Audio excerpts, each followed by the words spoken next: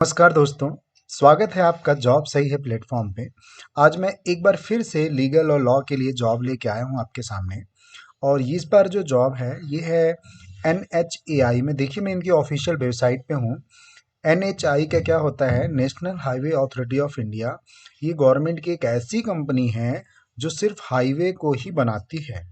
तो आपके आसपास जो भी हाईवे होंगे उसको NHAI ने ही बनाया होगा। तो मैं इसकी रिक्रूटमेंट पेज पे हूँ। देखिए, मैं ये ऑफिशियल लिंक मैं आपको टेलीग्राम पे दे दूंगा। आप डायरेक्ट इसी पेज पे यहाँ पे पहुँच जाएंगे। तो आपको क्या करना है, जब आप यहाँ पे आएंगे तो ये देखिए, कुछ हिंदी और इंग्लिश का भी है। अगर आप चाह रहे हैं इसको हिंदी में पढ़ना तो हिंदी में कर लीजिए, आप चाह रहे हैं इंग्लिश में पढ़ना तो इंग्लिश में पढ़ लीजिए। तो जब आप ऐसे करेंगे, यहाँ पे आएंगे तो थोड़ा सा नीचे आएंगे तो यहाँ पे एक एडवर्टीजमेंट आएगा। इस पे जब आप क्लिक करेंगे तो आपको ये एडवर्टीजमेंट खुल के आएगा, जो मैंने ऑलरेडी जो है ओपन करके रखा हुआ है। तो इस तरीके से आप इसको ओपन कर लीजिएगा। आइए मैं अब डिस्कस करता हूँ वैकेंसी के बारे में। यहाँ पे कुछ जो वैकेंसियाँ दिख रही हैं, मैनेजर एडमिनिस्ट्रेशन के लिए, मैनेजर लीगल के लिए एंड असिस्टेंट मैनेजर लीगल के लिए। तो हम सिर्फ डिस्कस करेंगे यहाँ पे मैनेजर लीगल के लिए जो 2 पोस्ट है, और असिस्टेंट मैनेजर के लिए जिसकी 4 पोस्ट है। अच्छा, मैं आपको वीडियो शुरू करने से पहले आपको पहले ही बता दूं, अगर आप फ्रेशर हैं तो आपका टाइम वेस्ट होगा, बिकॉज ये जो वैकेंसी है वो एक्सपीरियंस कैंडिडेट के लिए है। तो अगर आप फ्रेशर हैं तो एक बार लाइक कर दीजिएगा और इसको स्किप कर सकते हैं। मैं बहुत जल्दी ही मैं फ्रेशर के लिए भी, मेरी पूरी कोशिश होती है कि मैं फ्रेशर के लिए भी या एंट्री लेवल की वैकेंसियाँ आपके सामने रखूं, है ना। और अगर आप एक्सपीरियंस हैं तो मेरे साथ वीडियो में बने रह सकते हैं। अच्छा, ये जो वैकेंसी होगी ये ड्यूटेशन बेसिस पे होगी, मतलब एक शॉर्ट टाइम का होगा। मैं वो डिस्कस करूंगा आपसे नीचे में। ये कोई रेगुलर बेस पे वैकेंसी नहीं है, तो आप इसको परमानेंट ना मान के चले। आप 2 to 3 ईयर्स के लिए इसको लेके चलें तो आप इसको कर पाएंगे। देखिए, तो पहली जो वैकेंसी आई है हम बात करते हैं मैनेजर लीगल के लिए। 2 वैकेंसी है और ग्रुप ए की वैकेंसी ये कहलाएगी। अब इसमें जो सैलरी मिलेगी, जैसे कि ये सारा चीज़ मेंशन किया हुआ है, ठीक है, विथ ग्रेड ऑफ 6600, है ना, pre revised in CDA pattern equivalent to pay level 11 पर। तो अगर आप कैलकुलेट करेंगे ना तो आपकी सैलरी 55 to 60,000 अराउंड आपकी यहाँ पे आएगी, उससे नीचे नहीं आएगी। तो ये आपकी सैलरी स्ट्रक्चर हो गया। देन इसके बाद ये आप देखिए, इसमें क्वालिफिकेशन क्या होंगी। Degree in law from recognised university होना चाहिए।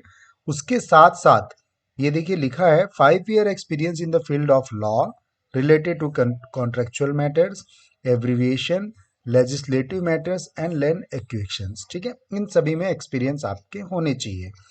अब और मैं बात करूं, मैं जो यहाँ पे दिया हुआ है, in case of recruitment by deputation the grade from which to be made.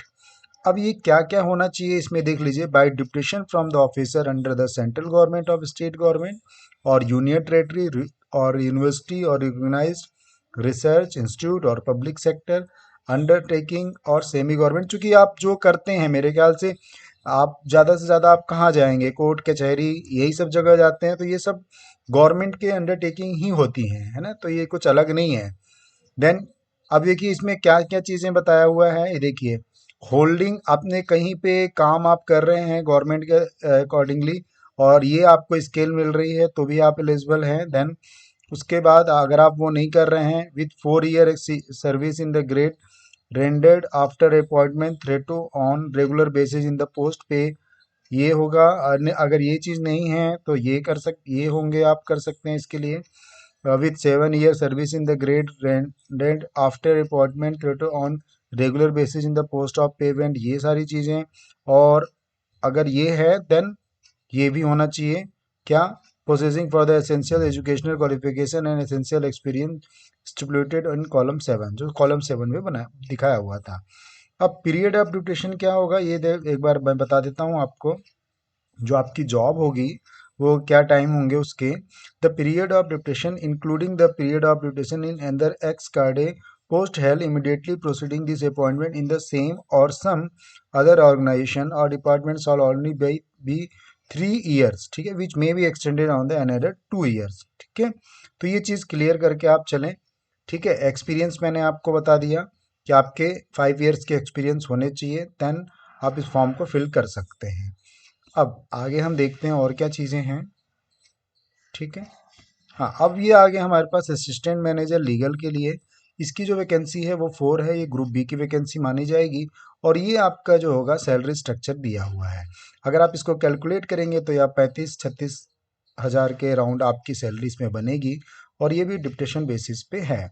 अच्छा, एज लिमिट यहाँ पे पहले भी मेंशन की है, 56 ईयर से आपका एक्सीड नहीं होना चाहिए। तो 56 ईयर आई थिंक बहुत ज़्यादा हो गया, तो आप इसको कर सकते हैं। देन अब देखिए इसमें क्या होना चाहिए, आपके पास degree in law from recognised universities and इसके साथ साथ 5 year experience in the field of law, जैसे कि पहले भी हमने डिस्कस किया था। और यहाँ पे वो सेम चीज़ें रिपीट हो रही हैं, लेकिन अगर आप ये चीज़ें आपके अंदर है 5 ईयर का एक्सपीरियंस, तो आप इसको फॉर्म को फिल कर सकते हैं। ठीक है, तो इस तरीके से ये सारी चीज़ें हैं। अब जो इम्पोर्टेंट डेट्स हैं वो देख लीजिए। 19/1/2023 इज़ द लास्ट डेट होगी इसकी। तो आप इसको चेक कर लीजिएगा, अपने अकॉर्डिंग इसको भर लीजिएगा। देन कुछ इम्पोर्टेंट इंस्ट्रक्शन है जो सभी फॉर्म को भरने से पहले हमें पढ़ना होता है, तो ये आप चेक कर लीजिएगा। एंड इसके बाद जो है प्रो कैसे इसको आपको अप्लाई करना है, ये इनकी ऑफिशियल वेबसाइट का ही लिंक दिया हुआ है।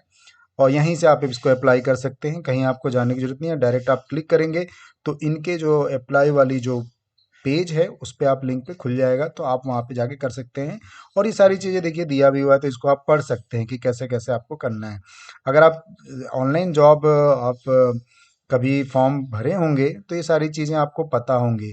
ठीक है, किस प्रकार से फ़ोटो को करना है, देन एडिट करना है, ये सारी चीज़ें उसमें आती हैं। अच्छा, और ये जो एड्रेस है देखिए, आप मैं इसको बताता हूँ आपको। Duly fill in the print out online application forward by parent department of the application along with the prescribed verification certificate and photograph APAR and ACR for the last 5 years should reach NHI and the following address on before।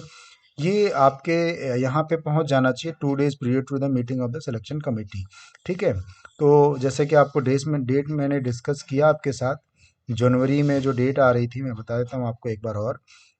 इसकी जो last date है, just minute, इसकी जो last date है 19/1/2023, इसकी जो last date है उसके पहले इस फॉर्म को आपको फिल करके सेंड कर देना है, ऑनलाइन अप्लाई कर देना है। और उसके साथ जो अटैचमेंट होंगे आपके डॉक्यूमेंट्स, वो इसमें सारी चीज़ें मेंशन है, तो आप उसके अकॉर्डिंगली कर सकते हैं। ये इनके head office new Delhi Dwarka में है, बट एनएचआई के जो प्रोजेक्ट्स होते हैं ऑल ओवर इंडिया में होते हैं। तो वो सारी चीज़ें आपको ये डिस्कस करेंगे जब वैकेंसी आपकी आप जब अप्लाई करेंगे, देन शॉर्ट लिस्टेड होंगे, तो सारी चीज़ें आपके साथ डिस्कस करेंगे, है ना।